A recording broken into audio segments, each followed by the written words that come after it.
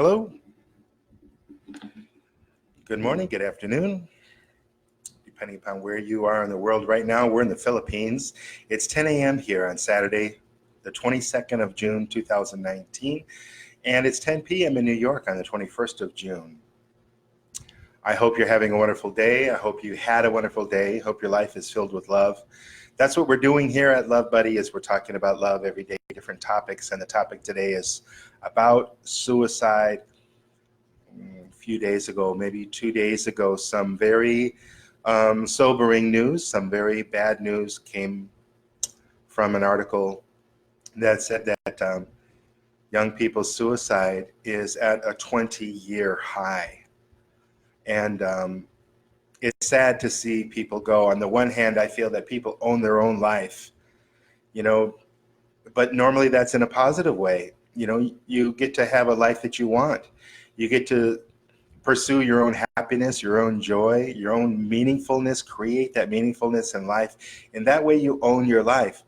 And you have every right to pursue the things that bring you joy and happiness, that mean something to you. Even if your friends tell you, don't quit your day job and you want to become a sidewalk painter. Whatever, you have that right. But when it comes to suicide, it's a very, very sad situation. It's kind of like abortion. Nobody wants to do that. It's a difficult thing. It's a painful thing. You don't take that lightly. And when a friend of yours commits suicide, you can ask yourself forever, is there something I could have done? So it hurts the people around you. Now, that doesn't mean that a person doesn't own their own life, but when it comes to suicide, I don't think anyone sees that as a viable alternative unless you're on your deathbed, you're in extreme pain every day, and you just want to quicken the inevitable, and that is that maybe in a month or two or a few weeks, you're going to be dying anyway. It's confirmed. Now, there are people that come back from these horrible situations. Anita Morjani is an example of one, and she talks about her journey in the afterlife and then coming back and then some miracle cure. And she was in just a horrible condition. So you could argue that no matter what your grave circumstances, you could always come back from that. And people do. There are stories about that all the time. There's a story about a guy, I forgot his name, airplane crash, said he'd never walk again, lost his ability to pretty much do anything. It snapped his spinal cord or damaged his spinal cord so that he was paralyzed from the waist, from the neck down, I think. Now he's walking. He came back from that. He fought to be able to move and be able to live a pretty much normal life. And now he travels the world and he shares that with people. So one of the things that love teaches us is to be grateful and to look at the bright side of things, to have a positive outlook on life. And when we're looking at the positive side of things, that suicide, those fears of suicide can go away. They can be handled. There's another thing that really comes up to me about suicide as well, though, and it came to my mind today, and that is that there's really not enough love in the world. We're not learning. We are learning how to love, but there's not a lot of love yet, and people aren't really learning very quickly. So there are a lot of times that people are abandoned. We can't care about people. We don't have time. We've decided to put our energy into other things. Some of us put our energy into other people, and we're helping. Some of us put our energy into our own hobbies, things that don't really involve helping other people. I think when we live a life of love, when we have a foundation of love in our lives, when we are making our decisions based upon a love center, we refer back to this idea of love, compassion, kindness, forgiveness, supporting each other, nurturing each other, helping each other. When we are that way and when we have more of that in the world, suicide is automatically just going to go down. And what I felt suicidal one time, and here's the situation. I was in China, and the SARS epidemic was killing people all over the place. And there was a guy that was about 100 meters from my front, 50, 75 meters from my front door, my apartment building, that was dying and ended up dying from SARS. I didn't get the details on it, but I was living in a town outside Beijing, and all of my livelihood was based upon the classes of English that I was teaching in Beijing. And so I would travel every day. Well, they blocked the border. They made it so that they were blocking apartment complexes, so my friends couldn't even come in my building to visit me, and I couldn't go in theirs. And so all the restaurants were closed. I had no money saved up. I was living hand to mouth at the time. I couldn't go to restaurants. I couldn't buy food. And I was hungry and alone. And part of the culture there, you know, the nickname for a foreigner is called Lao Wai. And this is maybe, you know, equivalent in English would be like a foreigner, outsider.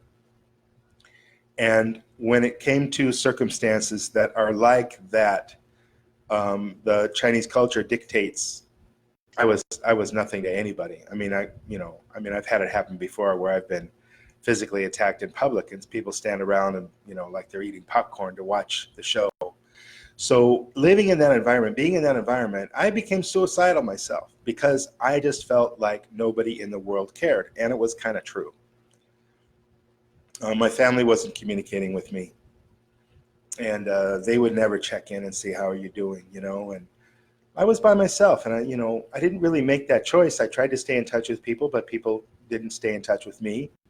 And so, going off to China and living by myself, and then having this situation come up, it was a perfect storm for me to really, really get depressed. And I just thought about killing myself. And, I just was really, really down. So I know a little bit what that's like. I didn't make a physical attempt at it and then fail and then go to the hospital. I didn't get that far. I just thought about it and planned it, but I didn't follow through. And I think the only real reason I didn't follow through was just plain cowardice. Or maybe it was just a survival instinct. Who knows exactly what it was, but I'm glad I didn't kill myself. And I think there are people who care about me today that are glad that I didn't.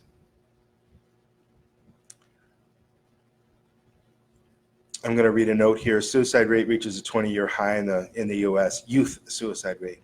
According to the Mayo Clinic, the warning signs of teen suicide include talking or writing about suicide, withdrawing from social contact. When people get depressed, they have a tendency to withdraw. They don't want to talk to anybody. Experiencing sudden mood swings, using alcohol or drugs more frequently to numb the pain they're going through, expressing a sense of hopelessness, taking part in risky or self-destructive behavior. That's like, well, they've got nothing to lose, right? Changing eating or sleeping patterns, giving away belongings for no apparent reason because, hey, I'm not going to need this, I'm going to be dead, kind of a conclusion. And just below these notes, I shared a link. It says, here's the link, and this is from, I guess it's UPI.com or UPI.com, Health News, and it's dated the 18th of June, so that was just a few days ago, 4 days ago. If someone is around us and they want to, there's a lot of attention that goes towards suicide prevention. People want to save people if they can. So there are free numbers people can call, and there are free places where you can text if you don't want to use voice.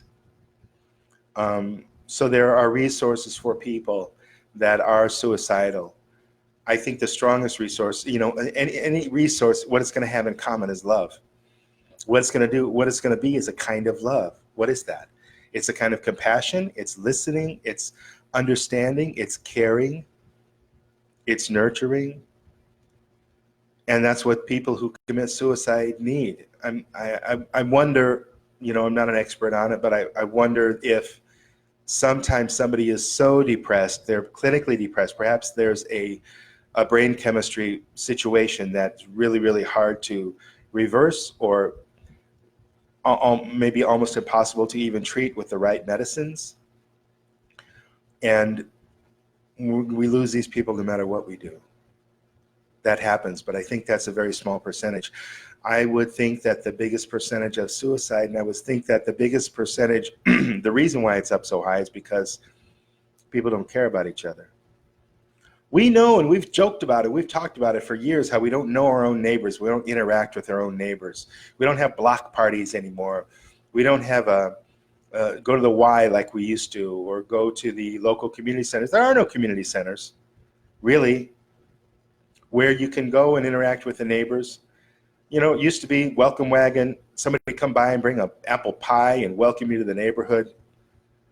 Most of all of that kind of culture where Americans care about each other is dead. And that means that kind of love is dead. It's gone away. One of the wonderful things about the internet is that we have things like Facebook. We have things like the ability to communicate like I'm communicating now. And this is creating new interactions. As much as people hate to see a family in a restaurant, everybody on their phone, or sitting in a subway car, everybody on their phone, that is a kind of communication, and it can be nurturing and it can be love. Just because it's not face-to-face doesn't mean it isn't love, and doesn't mean it isn't valuable interaction and communication.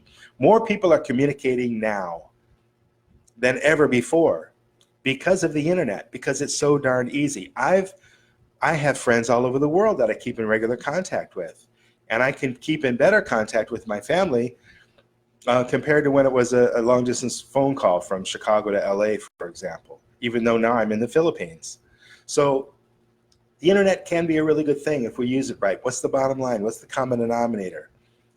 If it's love-centered, if we're caring about each other, if we're interacting in a way that we're supporting each other, nurturing each other, showing compassion for each other, then the suicide rate is going to drop. The people that feel completely isolated, people that feel completely abandoned, people that feel that they're alienated from the world, they don't have a friend in the world, they don't have anybody to fall back on, they don't have anybody that cares about them.